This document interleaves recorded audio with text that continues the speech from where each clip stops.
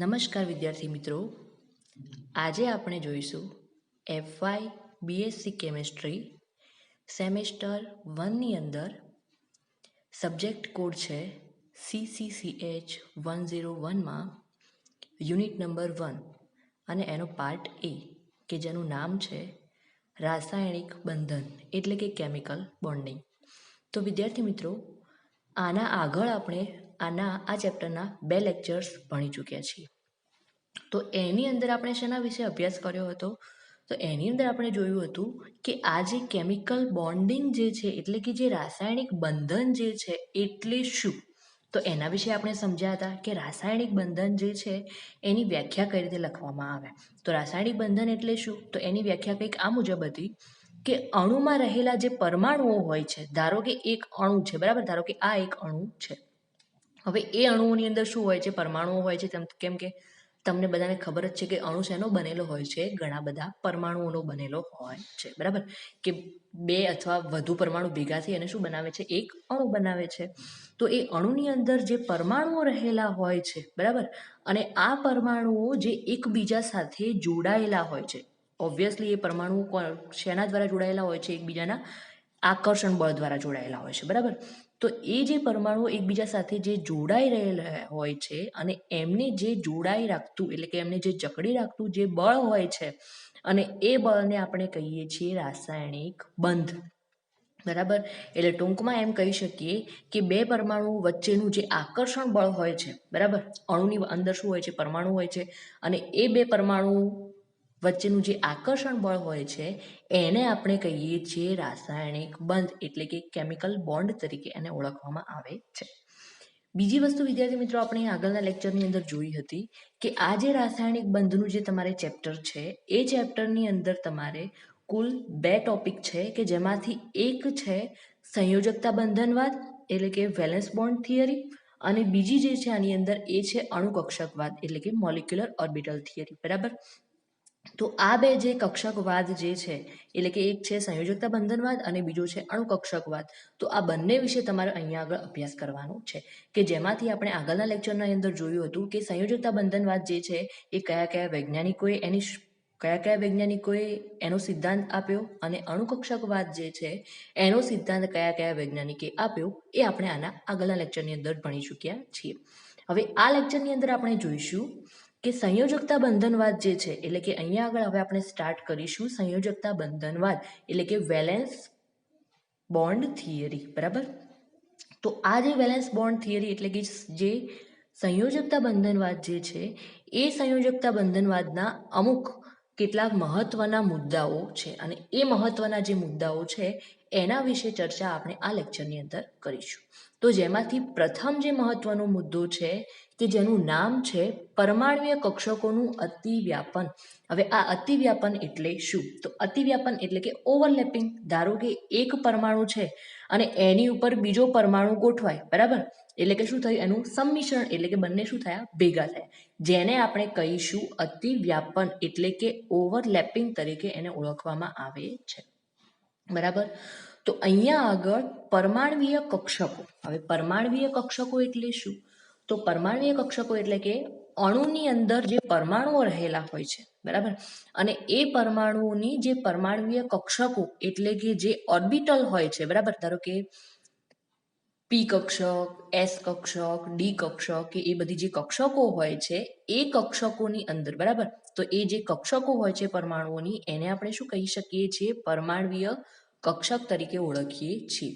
તો આ જે પરમાણ્વીય કક્ષકોનું જે અતિવ્યાપન એટલે કે એકબીજા સાથે જે સંમિશ્રિત થાય છે એના માટેના અમુક મહત્વના મુદ્દાઓ છે, જેમાંથી પ્રથમ મુદ્દો છે અહીંયા આગળ કે અણુની અંદર જે જોડાયેલા પરમાણુઓ હોય છે અને એ પરમાણુઓની જે પરમાણ્વીય કક્ષકો હોય છે એ પરમાણ્વીય કક્ષકો કેન્દ્રીય આકર્ષણ દ્વારા શું થાય છે? એકબીજાની નજીક આવે છે અને એકબીજાની નજીક આવે છે ત્યારે જ એ લોકો એકબીજા સાથે અતિવ્યાપન એટલે કે ઓવરલેપિંગ કરે છે. તો કે કઈ રીતે?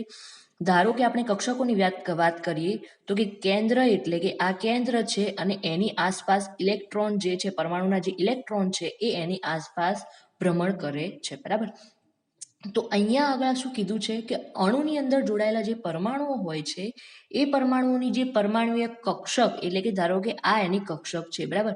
તો આ કક્ષકો એ કેન્દ્રના આકર્ષણ, કેન્દ્ર એટલે કયું, આ ધારો કે એનું કેન્દ્ર છે, બરાબર.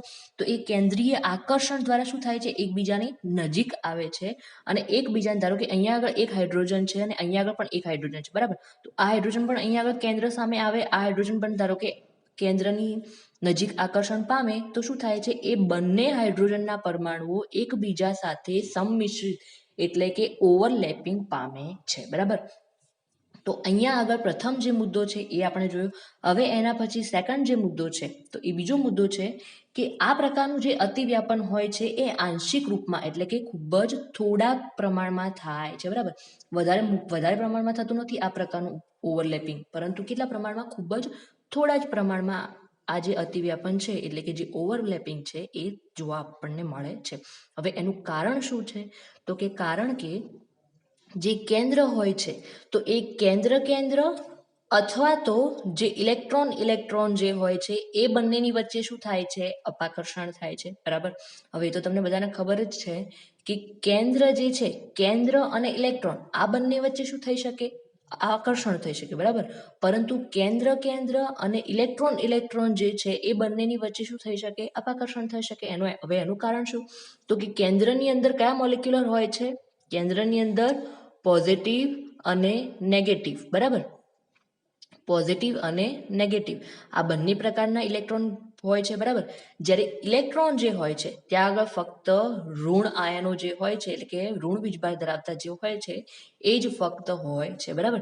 તો આ જે કેન્દ્ર જો હોય તો એમની વચ્ચે અને ઇલેક્ટ્રોન જો હોય તો એમની વચ્ચે હંમેશા શું થાય છે, અપાકર્ષણ થાય છે. અને આ અપાકર્ષણના કારણે તેઓ જે છે એ એકબીજાથી ચોક્કસ અંતરથી વધુ નજીક આવી શકતા નથી.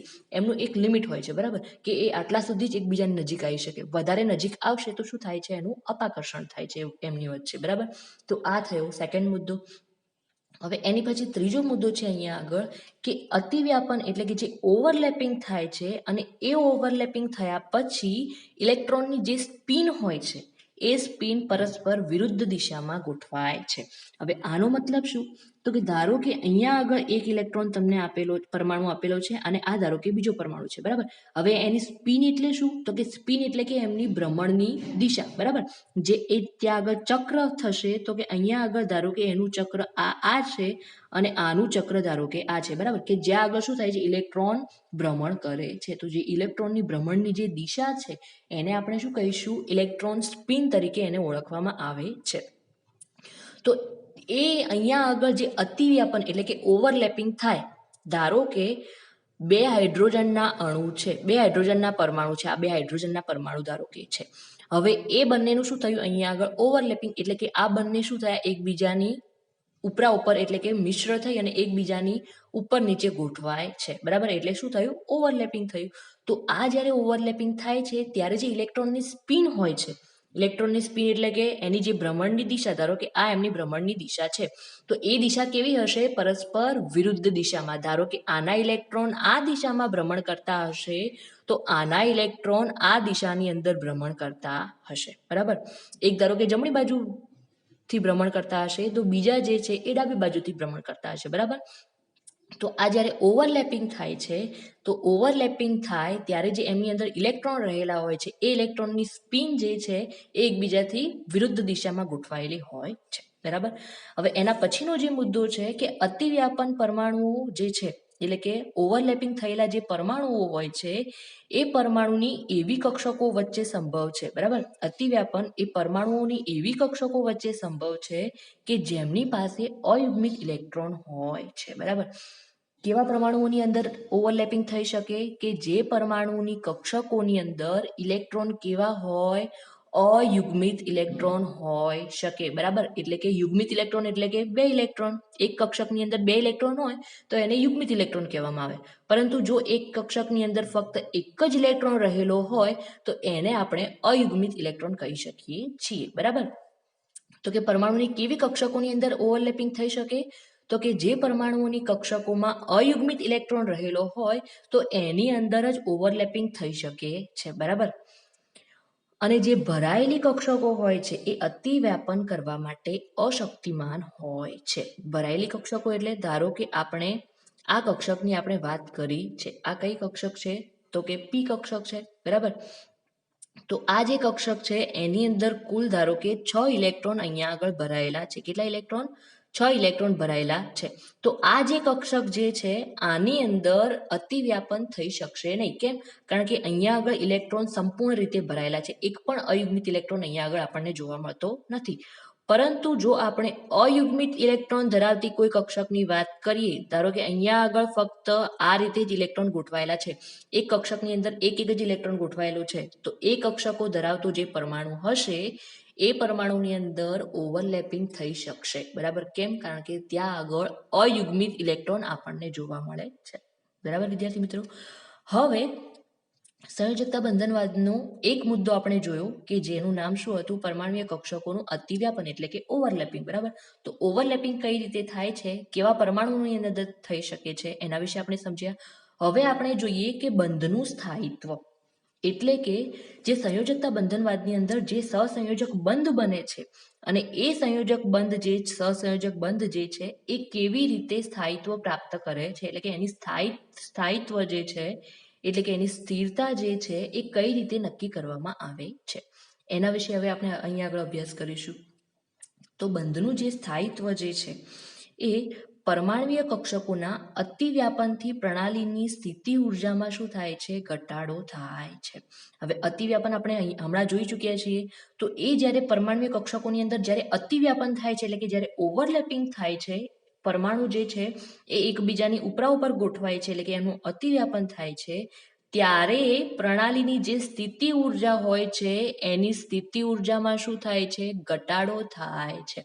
હવે અહીંયા આગળ તમારે એટલું યાદ રાખવાનું છે કે જો સ્થિતિ ઉર્જા ઓછી તો એ પરમાણુની સ્થિરતા શું થાય છે? સૌથી વધુ હોય છે, બરાબર. જે પરમાણુની સ્થિતિ ઉર્જા ઓછી હોય એટલે કે એની સ્થિતિ ઉર્જામાં ઘટાડો થતો હોય તો એ પરમાણુની સ્થિરતામાં શું થતો હોય છે? વધારો થતો હોય છે, બરાબર. તો અહીંયા આગળ શું કીધું છે કે પરમાણુય કક્ષકોનું જ્યારે ઓવરલેપિંગ એટલે કે અતિવ્યાપન થાય છે અને એ અતિવ્યાપન થાય છે ત્યારે પ્રણાલીની જે સ્થિતિ ઉર્જા જે છે એમાં શું થાય છે? ઘટાડો થાય છે, એટલે કે ઉર્જા શું થાય છે? એમાંથી મુક્ત થાય છે. એની અંદર એનર્જી વપરાય છે, બરાબર. એટલે કે ઉર્જા શું થશે? ત્યાં આગળ મુક્ત થાય છે. અને જો આણ્વીય પ્રણાલીની વાત કરીએ, આણ્વીય પ્રણાલી એટલે શું? કે અણુઓની વાત કરેલી છે, બરાબર. તો આ અણુઓની જે પ્રણાલી છે એ અલગ અલગ પરમાણુની સરખામણીમાં કેવી બનશે? વધુ સ્થાયી બને છે, બરાબર. તો હમણાં મેં તમને કહ્યું એ જ પ્રમાણે કે સ્થિતિ ઉર્જામાં ઘટાડો થાય તો એની અંદર સ્થાયિત્વમાં શું થાય છે? વધારો થતો જોવા મળે છે. દાખલા તરીકે અહીંયા આગળ હાઇડ્રોજનના 2 અણુઓની વાત કરી છે, બરાબર. કે હાઇડ્રોજનના 2 અણુ છે એ એકબીજા સાથે ઓવરલેપિંગ કરે છે, તો એમના ઓવરલેપિંગ જ્યારે એની અંદર ઓવરલેપિંગ થાય છે તો એની અંદર સ્થિતિ ઉર્જામાં શું થાય છે? ઘટાડો થાય છે. પરંતુ જો સમગ્ર અણુની વાત કરીએ એટલે કે સમગ્ર જે H2 અણુ છે જો એની વાત કરીએ તો એના સ્થાયિત્વમાં શું થાય છે? વધારો થયેલો જોવા મળે છે.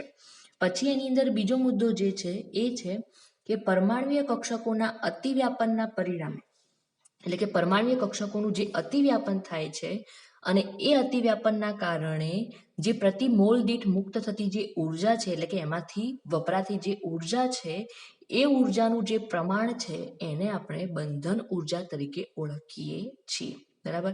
અને આ જે બંધન ઉર્જા જે છે એ પ્રણાલીને સ્થિરતા પ્રદાન કરે છે કે એમાંથી જે મુક્ત થતી ઉર્જા જે છે એ મુક્ત થતી ઉર્જા એ પ્રણાલીની સ્થિરતાને પ્રદાન કરે છે. જેટલી વધારે એમાંથી મુક્ત ઉર્જા જેટલી વધારે એમાંથી ઉર્જા મુક્ત થશે એટલું જ એની સ્થિરતામાં શું થશે? વધારો થાય છે. શું થાય છે?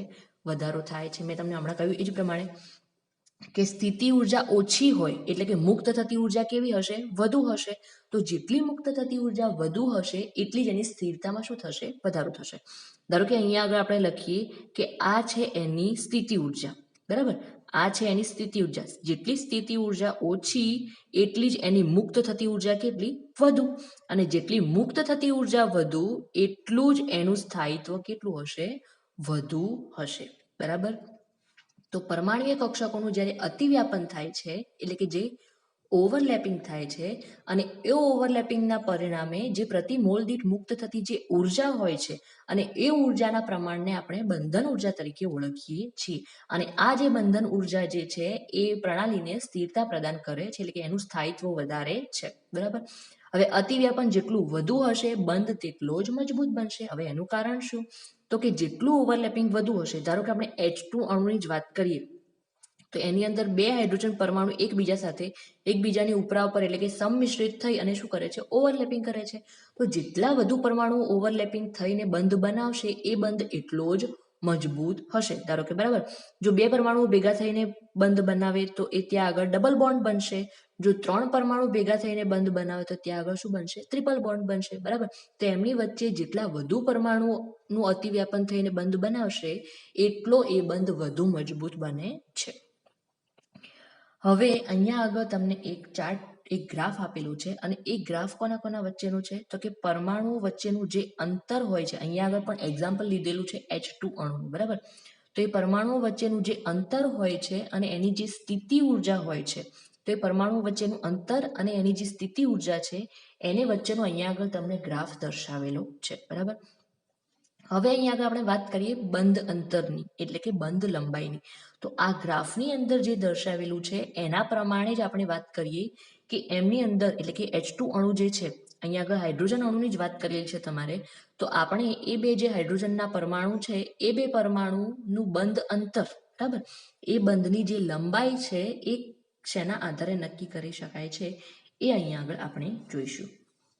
તો કે જે બંધ અંતર છે એટલે કે બંધની જે લંબાઈ છે એની અંદર આપણે જોઈએ કે પરમાણ્વીય કક્ષકોનું જે અતિવ્યાપન થાય છે, કોનું? પરમાણ્વીય કક્ષકોનું જે અતિવ્યાપન થાય છે અને એ અતિવ્યાપન થાય છે ત્યારે ઇલેક્ટ્રોન જે છે એ બે કેન્દ્રોના આકર્ષણ ક્ષેત્રની વચ્ચે આવે છે. તો કે કઈ રીતે? ધારો કે આ બે હાઇડ્રોજનના પરમાણુઓ છે. બરાબર. હવે એ બંનેનું શું થયું છે? અતિવ્યાપન થયું છે. અતિવ્યાપન થશે તો એ બંને પરમાણુ એકબીજાની શું થશે? એકબીજાની ઉપર નીચે આવીને ગોઠવાશે. તો ત્યાં આગળ શું થાય છે? અતિવ્યાપન. ઉપર નીચે અથવા તો બાજુમાં, એટલે શું થાય છે? એકબીજા સાથે જોડાય છે. એને આપણે શું કહીએ છીએ? અતિવ્યાપન, એટલે કે ઓવરલેપિંગ કહીએ છીએ. બરાબર. તો અહીંયા આગળ બે હાઇડ્રોજનના અણુ જે છે એનું જે ઓવરલેપિંગ, આ જે બે હાઇડ્રોજનના અણુ છે એનું શું થયું? ઓવરલેપિંગ થયું કહેવાય છે. આ એક હાઇડ્રોજનનો અણુ અને આ પણ છે હાઇડ્રોજનનો અણુ. બરાબર. તો આ બંને હાઇડ્રોજનના પરમાણુ છે એ બંનેનું શું થયું છે? અહીંયા આગળ ઓવરલેપિંગ થયું છે, એટલે કે અતિવ્યાપન થયું છે. તો આ પરમાણ્વીય કક્ષકોનું અતિવ્યાપન થાય છે ત્યારે ઇલેક્ટ્રોન જે છે એ ઇલેક્ટ્રોન બે કેન્દ્રોના આકર્ષણ ક્ષેત્ર એટલે કે ક્યાં આગળ? અહીંયા આગળ કેન્દ્રિત થાય છે. ક્યાં આગળ કેન્દ્રિત થશે? અહીંયા આગળ, એટલે કે બે જે ઇલેક્ટ્રોન જે છે એ બે કેન્દ્રોના આકર્ષણ ક્ષેત્રમાં આવે છે અને તે બે કેન્દ્રોની વચ્ચે શું થાય છે? સ્થિર થાય છે. એટલે ક્યાં આગળ? અહીંયા આગળ તમને જોવા મળે છે. એટલે કે સહસંયોજક બંધ જે છે એ ક્યાં આગળ બને છે? હંમેશા બે પરમાણુઓની વચ્ચેના ભાગે બને છે. તો આ જે ભાગ છે લાલ, અહીંયા આગળ જે રેડ કરીને જે ભાગ બતાવેલો છે ડાર્કમાં, એ શું છે? ત્યાં આગળનો સહસંયોજક બંધ છે કે બે હાઇડ્રોજનના પરમાણુઓ એકબીજા સાથે સંમિશ્રિત થઈ એટલે કે ઓવરલેપિંગ થઈ અને એમની વચ્ચે શું બને છે? એક સહસંયોજક બંધ બને છે. બરાબર. તો એ સહસંયોજક બંધ ક્યાં આગળ ગોઠવાયેલો હોય છે? બે પરમાણુઓની વચ્ચેના ભાગે ગોઠવાયેલો હોય છે. પછી ઇલેક્ટ્રોન કેન્દ્રીય વીજભાર દ્વારા ત્યાં સુધી આકર્ષાય છે. આ અહીંયા આગળ જે ઇલેક્ટ્રોન હોય છે એ કેન્દ્રીય વીજભાર એટલે કે કેન્દ્રની અંદર જે વીજભાર ધરાવતું હોય છે એ વીજભાર દ્વારા ત્યાં સુધી આકર્ષાય છે કે જ્યાં સુધી પરમાણુઓ વચ્ચે બંધ અંતર જે છે એ સ્થાપિત ન થઈ જાય ત્યાં સુધી એ આકર્ષાયેલો રહે છે. બરાબર. હવે અહીંયા આગળ ધારો કે આ બે હાઇડ્રોજનના જે અણુઓ છે, તો અહીંયા આગળ બે હાઇડ્રોજન વચ્ચેનું જે અંતર છે એ કેટલું આપેલું છે તમને? તો એ છે 0.74 એંગસ્ટ્રોમ જેટલું. કેટલું? 0.74 એંગસ્ટ્રોમ જેટલું અહીંયા આગળ અંતર છે. ધારો કે આ હાઇડ્રોજનની જ આપણે વાત કરી તો એ હાઇડ્રોજનના બે પરમાણુઓ છે એ બે પરમાણુઓ વચ્ચેનું અંતર ઓવરલેપિંગ થાય છે ત્યારે કેટલું હોય છે? 0.74 એંગસ્ટ્રોમ જેટલું હોય છે. બરાબર. અને આ જે અંતર છે એ જ્યારે R0 થી ઓછું હોય, આ અહીંયા આગળ જે તમને કિંમત લખી એ કિંમત શેની છે? 0.74. એ શેની છે? ઝીરોની કિંમત છે, બરાબર. તો જ્યારે આ જે અંતર છે એ R0 જો ઓછું થઈ જાય તો એ પરમાણુઓ એકબીજાથી અપાકર્ષે છે. આકર્ષણ ક્યાં સુધી થઈ શકે? 0.74 એંગસ્ટ્રોમ જ્યારે એનું અંતર હોય ત્યાં સુધી એનું આકર્ષણ થઈ શકે છે. જો એના કરતાં ઓછું જો R0નું અંતર હોય, અંતર કેટલું હોય? જો R0 કરતાં ઓછું એટલે કે જો 0.74 એંગસ્ટ્રોમ કરતાં જો ઓછું અંતર થઈ જાય તો બે પરમાણુઓ વચ્ચે શું થાય છે? અપાકર્ષણ થાય છે. શું થાય છે? બે પરમાણુઓ વચ્ચે અપાકર્ષણ થાય છે, બરાબર. તો આમ કેન્દ્રોની વચ્ચેનું જે સમાન અંતર જે છે કે જ્યાં કેન્દ્રો પર લાગતું જે આકર્ષણ અથવા તો જે અપાકર્ષણ બળ છે એ કેવું થઈ જાય છે? સમાન, એટલે કે સરખું થઈ જાય છે. અને કેન્દ્રો જે છે એ ઓછામાં ઓછી સ્થિતિ ઉર્જાથી સ્થિતિમાં રહે છે, બરાબર. એટલે કે જેટલી સ્થિતિ ઉર્જા ઓછી એટલું જ એનું સ્થાયિત્વ કેટલું થાય છે? વધુ થાય છે, બરાબર. અને જેને આપણે બંધ લંબાઈ તરીકે ઓળખીએ છીએ, એટલે કે બોન્ડ લેન્થ તરીકે ઓળખીએ છીએ. તો બંધ લંબાઈ એટલે શું એ પણ તમને હવે બધાને ખબર પડી જ ગઈ હશે, બરાબર. તો આ અંતરે બંને પરમાણુઓની જે પરમાણુય કક્ષકો હોય છે, આ અંતર એટલે શું કે જે બંધ લંબાઈ તમને આપેલી હોય છે એ બંધ લંબાઈનું જે અંતર હોય છે એ અંતરે જો બે પરમાણુની પરમાણુય કક્ષકો જે હોય છે એ વધુમાં વધુ અતિવ્યાપન ધરાવે છે, એટલે કે ત્યાં આગળ ઓવરલેપિંગ વધુ પ્રમાણમાં તમને થયેલું જોવા મળે છે. હવે ત્રીજા નંબરનો જે ટોપિક છે એ આપણે જોઈશું તો એ છે પરમાણુની સંયોજકતાનું નિર્ધારણ. પરમાણુની જે સંયોજકતા હોય છે, બરાબર, અને એ સંયોજકતા શેના ઉપર આધાર રાખે છે એ હવે અહીંયા આપણે જોઈશું. તો તમને બધાને ખબર જ છે કે સહસંયોજક અણુઓમાં પરમાણુની જે સંયોજકતા હોય છે એ કોના ઉપર આધાર રાખે છે? તો કે એની અંદર જે પરમાણુ હાજર હોય છે અને એ પરમાણુમાં અયુગ્મિત ઇલેક્ટ્રોનની જે સંખ્યા હોય છે એ સંખ્યા ઉપર આધાર રાખે છે. તો ટૂંકમાં આપણે કહીએ કે સહસંયોજક અણુઓમાં જે બંધ બનાવવાની જે ક્ષમતા હોય છે, સહસંયોજક જે અણુ હોય અને એ અણુની અંદર જે બંધ બનાવવાની જે ક્ષમતા હોય છે એ બંધ બનાવવાની ક્ષમતા કોના ઉપર આધાર રાખે છે? તો એ પરમાણુની અંદર હાજર જે અયુગ્મિત ઇલેક્ટ્રોનની સંખ્યા હોય એની ઉપર આધાર રાખે છે. જેટલા અયુગ્મિત ઇલેક્ટ્રોનની સંખ્યા વધુ એટલી જ બંધ બનાવવાની ક્ષમતા એની વધુ હશે, બરાબર. એ પણ આપણે આગળ હમણાં ભણી ચૂક્યા છીએ કે ઓવરલેપિંગ ક્યાં આગળ થાય છે કે જ્યાં આગળ અયુગ્મિત ઇલેક્ટ્રોન હોય ત્યાં આગળ જ ઓવરલેપિંગ થયેલું તમને જોવા મળે છે, બરાબર. તો સહસંયોજક બંધ ક્યાં આગળ બનશે? ઓવરલેપિંગ એટલે શું? તો કે સંમિશ્રણ થવું, બરાબર. એટલે કે બીજાથી ભેગા થવું, અને ભેગા થાય તો જ ત્યાં આગળ તમને સહસંયોજક બંધ બનેલો જોવા મળે છે, બરાબર. તો સહસંયોજક બંધ પણ બનાવવાની ક્ષમતા કોની સૌથી વધુ હશે? તો જે પરમાણુની અંદર અયુગ્મિત ઇલેક્ટ્રોનની સંખ્યા જેટલી વધુ હશે એટલી જ એની બંધ બનાવવાની ક્ષમતા વધુ તમને જોવા મળે છે. એના પછી ચોથો જે મુદ્દો છે એ છે સંક્રાંતિ, બરાબર. તો આ જે સંક્રાંતિ એટલે શું? તો કે ધરા અવસ્થામાં, એટલે કે એની જે મૂળ અવસ્થા હોય છે એ મૂળ અવસ્થામાં કોઈ પરમાણુની પાસે પૂરતા પ્રમાણમાં જો અયુગ્મિત ઇલેક્ટ્રોન ન હોય તો એ પરમાણુ શું થાય છે? ઉત્તેજિત થઈ અને તેનો ઇલેક્ટ્રોન ઊંચી શક્તિવાળી કક્ષકમાં સંક્રાંતિ અનુભવે છે. હવે આનો મતલબ શું? ધારો કે તમને કોઈ એક એવો પરમાણુ આપેલો છે, બરાબર. ધારો કે તમને કોઈ એવો પરમાણુ આપેલો છે કે અહીંયા આગળ ધારો કે આ રીતે ઇલેક્ટ્રોન ગોઠવાયેલા છે, બરાબર. અહીંયા આગળ ધારો કે બે ઇલેક્ટ્રોન ગોઠવાયેલા છે, અહીંયા પણ બે ઇલેક્ટ્રોન ગોઠવાયેલા છે. આ છે એસ કક્ષક અને આ છે પી કક્ષક, બરાબર. પી કક્ષકની અંદર કેટલે ઓર્બિટલ કેટલી કક્ષકો હોય? કુલ ત્રણ કક્ષકો અહીંયા આગળ આપણને જોવા મળે છે પી કક્ષકમાં. તો કે કોઈ એવો પરમાણુ હોય કે જેની અંદર જે ઇલેક્ટ્રોન હોય છે એ કઈ રીતે ગોઠવાયેલા હોય છે? જો યુગ્મિત રીતે ગોઠવાયેલા હોય છે, બરાબર. એટલે કે એની અંદર અયુગ્મિત ઇલેક્ટ્રોન હોતા નથી. તો એ અયુગ્મિત ઇલેક્ટ્રોન નથી હોતા તો એ પરમાણુ શું કરે છે? ઉત્તેજિત થઈ અને તેનો ઇલેક્ટ્રોન એના કરતા જે ઊંચી શક્તિવાળી કક્ષક જે છે, એના કરતા ઊંચી શક્તિવાળી કક્ષક એટલે કઈ? પી કક્ષક. તો એસ કરતા ઊંચી શક્તિવાળી કક્ષક એટલે કઈ? પી કક્ષક. તો આનો જે એક ઇલેક્ટ્રોન જે છે એ સંક્રાંતિ અવસ્થામાં એટલે કે ઉત્તેજિત થઈ અને એની પછીની ઊંચી શક્તિવાળી કક્ષકમાં સંક્રાંતિ અનુભવે છે. તો ધારો કે આનો એક ઇલેક્ટ્રોન ક્યાં આગળ આવી ગયો, અહીંયા આગળ. તો અહીંયા આગળ તમને એક અયુગ્મિત ઇલેક્ટ્રોન જોવા મળે છે અને અહીંયા આગળ પણ અયુગ્મિત ઇલેક્ટ્રોન તમને જોવા મળે છે, બરાબર.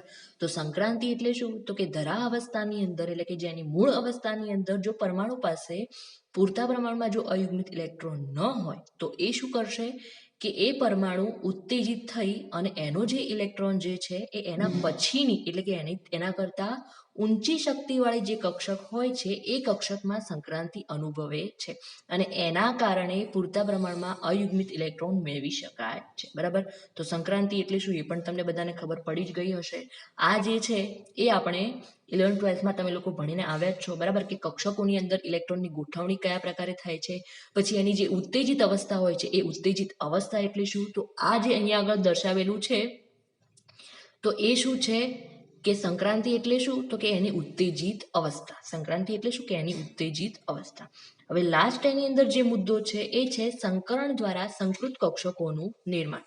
તો સંકરણ એટલે કે જે હાઇબ્રિડાઇઝેશન થાય છે અને એ હાઇબ્રિડાઇઝેશન દ્વારા જે સંકૃત કક્ષકો ઉત્પન્ન થાય છે એ સંકૃત કક્ષકો વિશે અહીંયા આગળ આપણે સમજવાનું છે. તો કે કોઈ પરમાણુની અંદર ઇલેક્ટ્રોન જે છે એ જુદી જુદી કક્ષકોમાં હોય છે. કોઈ એક પરમાણુ તમને આપેલો હોય અને એ પરમાણુની અંદર જે ઇલેક્ટ્રોન હોય છે એ ઇલેક્ટ્રોન જુદી જુદી કક્ષકોમાં હોય તો સમાન શક્તિ એટલે કે એની ઉર્જા કેવી હોય? સમાન. અને સમાન સમમિતિવાળી સંકૃત કક્ષકોનું સંકરણ દ્વારા નિર્માણ થાય છે. તો સંકરણ દ્વારા નિર્માણ કોનું થાય છે?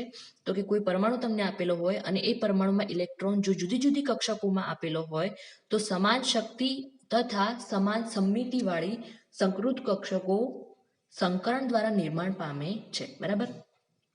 બીજી વસ્તુ અહીંયા આગળ આપણે જોઈએ કે આ જે સંકૃત કક્ષકો અહીંયા આગળ જે ઉત્પન્ન થાય છે એ સંકૃત કક્ષકોનું જે અતિવ્યાપન એટલે કે જે ઓવરલેપિંગ છે એ કેવું હોય છે? દિશાત્મક એટલે કે એક જ દિશાની અંદર હોય છે, બરાબર. તો એક જ દિશાની અંદર હોવાના કારણે એમની વચ્ચે જે બંધ બને છે એ બંધ કેવો બને છે? મજબૂત બને છે. તો વિદ્યાર્થી મિત્રો, આજના લેક્ચરની અંદર આપણે જોયું કે જે સંયોજકતા બંધનવાદ જે છે અને એ સંયોજકતા બંધનવાદના કેટલાક મહત્વના મુદ્દાઓ છે તો એ કુલ 5 મુદ્દાઓ વિશે અહીંયા આગળ આપણે સમજ્યા છીએ. હવે એના પછીનો જે બીજો મુદ્દો હવે આવશે કે સંયોજકતા બંધનવાદ જે છે એની કેટલીક મર્યાદાઓ છે અને એના કેટલાક દિશાત્મક ગુણધર્મો છે. તો એનો અભ્યાસ હવે આપણે કરીશું આના નેક્સ્ટ લેક્ચરની અંદર. Thank you.